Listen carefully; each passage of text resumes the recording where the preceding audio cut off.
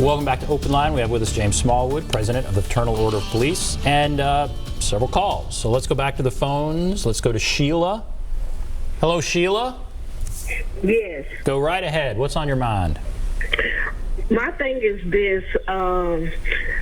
We really need those body cameras. People's lives are at stake. And if the city can find money for everything else, then they can find money for these body cameras, including the soccer stadium.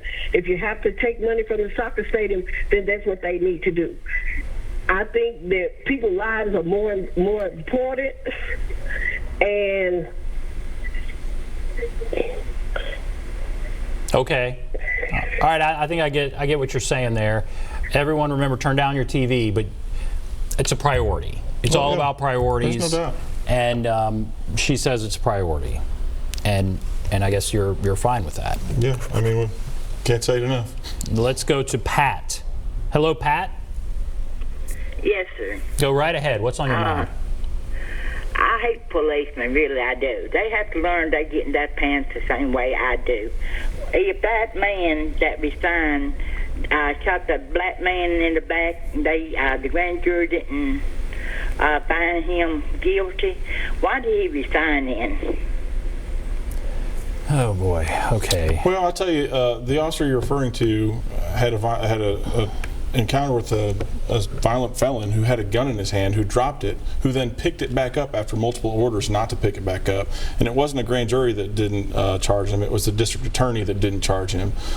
He left because he had a better opportunity somewhere else, and that's the long and short of it. But if you're going to talk about incidents like that, let's bring all the facts into play. A man had a gun who was a felon, and he pointed it at a police officer, and that's why he got shot. Let's not make stories up to make it look like police officers are criminal. Let's talk about the facts involved. It was tragic. It was tragic for the family. It was tragic for the officer. We hated that it happened, but let's not make stories up and mince words about what really happened. That's the facts. A convicted felon dropped a gun, picked it back up, pointed at a police officer. That's why we're talking about it today. She didn't mince words about how she feels about police officers. Certainly. And so, how do you feel like things are right now in our community? You know, the reality is police officers are willing to step on the line every single day and sacrifice their very life to protect a stranger, a complete stranger, just like the one that just said she didn't like police officers. Imagine how rank and file officers feel hearing, I don't really like police officers, even though they're willing to die for me. That's what needs to change in today's society. That mentality is absolutely ridiculous, and it's time to fix that. How do we fix it? What do you think we need to do? You know, there needs to be realistic expectations on both sides of the aisle. People need to come together and communicate. And when we talk about these encounters where people are subject to use of force, where some people lose their life, we need to talk about all the facts, not just some of them. Yeah, a man lost his life. That was tragic. But the man had a gun. He pointed at a police officer. We have the right to go home at the end of every shift. If that man would have complied with the lawful orders given to him, if he wouldn't have run from the police, if he wouldn't have picked up a gun and pointed at the police, we wouldn't be talking about this today. That's the true facts. How is this? There's a trial coming up. What impact is that going to have on this city, do you think? You know, I don't know. There's certainly a trial coming up, and we're concerned about that. The same facts exist here, except for the fact that the guy didn't drop the gun and pick it back up. There was a confrontation with the police officer. The individual pulled a gun out, pointed at the police officer at some point in time during the pursuit. He was ordered to drop the gun several times, and he didn't do so, and here we are dealing with that result.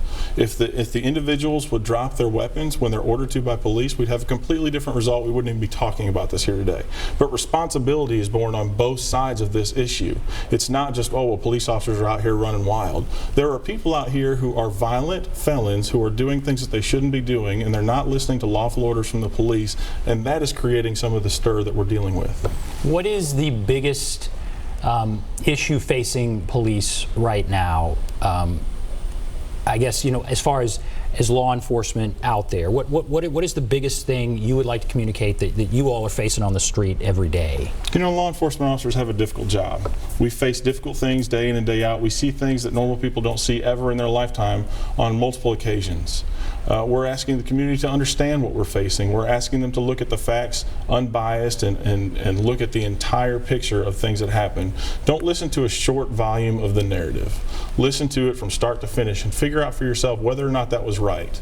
Activists will step in and try and spin a story and make it look like we've done something wrong, even though we haven't.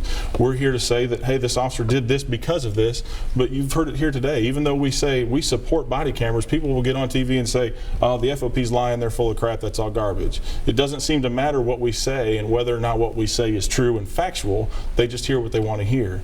Listen to the entire story. Be reasonable, have reasonable expectations, and walk away understanding exactly what happened and why the results were what they were. All right, we have to take a break. All right, we will come back, wrap everything up. Be back right after this.